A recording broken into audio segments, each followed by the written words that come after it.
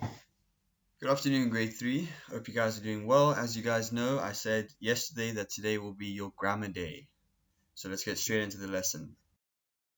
So today we're going to look at subject-verb agreement. It's a lot more simple than it sounds. Let's check it out. So right, before we speak about subject-verb agreement, I think we should take a look at what the subject of a sentence is. There's no point in learning subject-verb agreement when most of you guys only know what a verb is, not the subject of a sentence. And I do know that some of you guys will know what a subject is, but for those of you that do know, let's just quickly revise it. So we're going to look at subject quickly. What is the subject of a sentence? So we can say goodbye to verbs and agreements. What is the subject of a sentence? So all sentences have two things in common.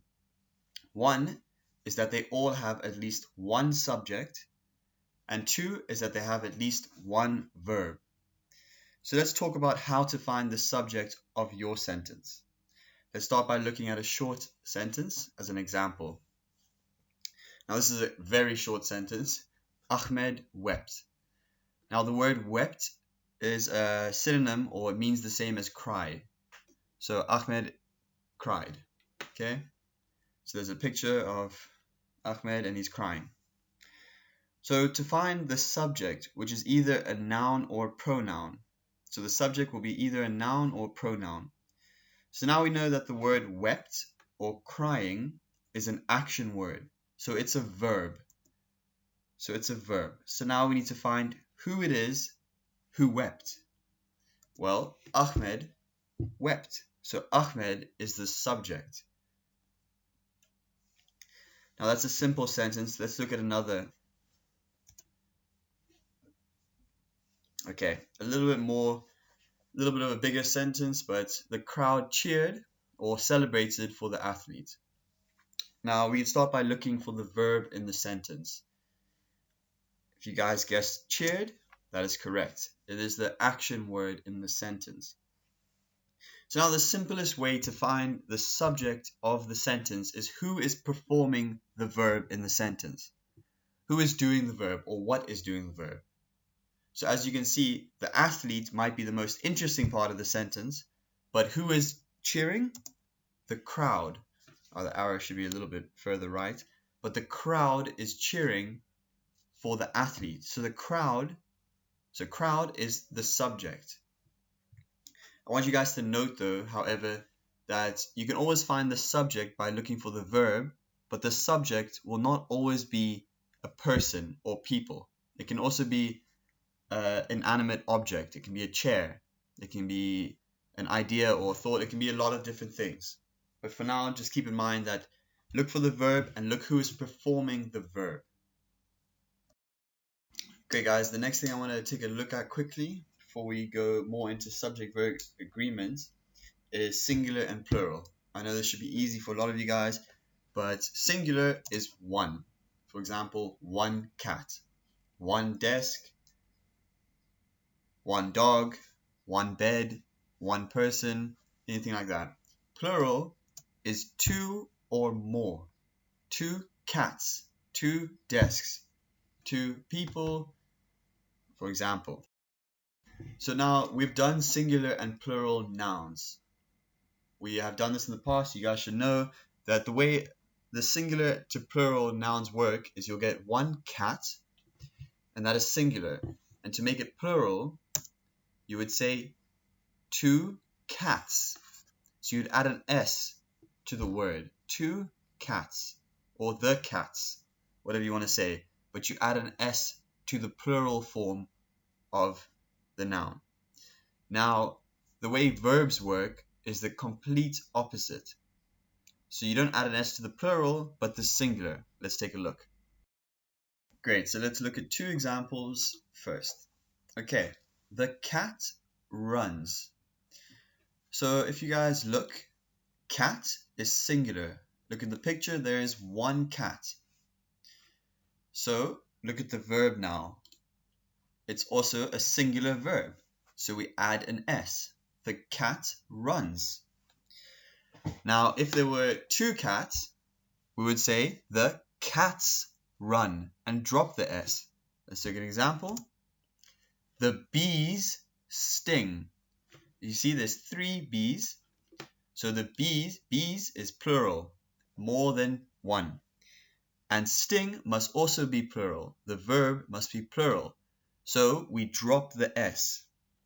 If there was one bee only, we would say the bee stings and add an S. So for singular, we add an S to the verb. For plural, we take away the S. There's one more example that we're going to go through, which is if it's adding an ES or not. Great, guys. So let's look at the next example or question. The kid catches the ball. So the kid catches the ball. Kid, it's only one person, one child, so it's singular. And they are catching 2 balls. So plural. And do you see how the plural is not just adding an S there? So this is the big point I wanted to show you guys, is that you have to be careful of the spelling. I would say 7 times out of 10 you can just add an S. But there are a lot of other cases where you need to know the correct spelling of the word, changing it from singular to plural. So for example, the kids catch the balls, plural, there's 2 kids, and that means the verb must be singular. So as long as you guys are understanding that they switch between the plural and between singular and plural noun, it's the opposite of singular and plural verb. Other things you must watch out for is it can end in, you have to sometimes change, for instance, carry becomes carries with an IES at the end. And another thing you guys must be careful of is when changing from singular to plural, for example, he watches the boys. In the plural form, you say they watch the boys. So you don't just take away the ES, you also change the pronoun. Let's look at some examples from the book to help better understand. Guys, this is taken straight from the book, page 496, for those of you that have your books at home. So grammar, subject, verb, agreement. Verbs in the present tense have 2 forms.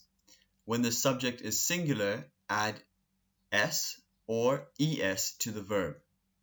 When the subject is plural, do not add S or ES to the verb.